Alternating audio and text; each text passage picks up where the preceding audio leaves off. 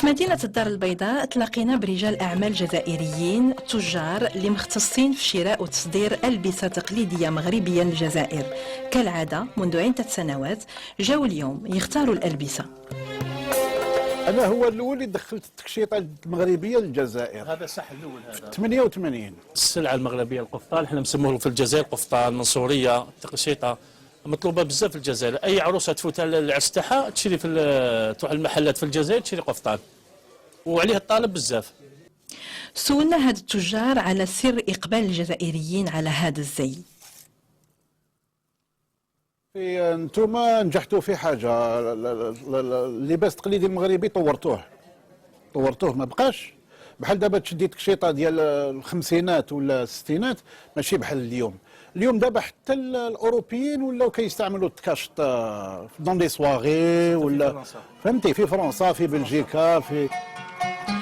حسب وزارة الصناعات التقليدية حجم صادرات قطاع اللباس التقليدي المغربي بلغ 43 مليون درهم سنة 2013، فهو في ارتفاع بنسبة 21.2% مقارنة مع سنة 2012.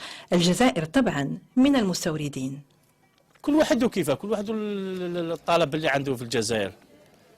كاين اي محل، يعني احنا نحكوا الوسطيا، يعني اي محل بالك يدي 1000 قطعه بالسنه، هذا اللي ما يديش. كاين اللي ما شاء الله عليهم عندهم السوق تاعها مقوي، في الشهر يدي 4000 5000 قطعه.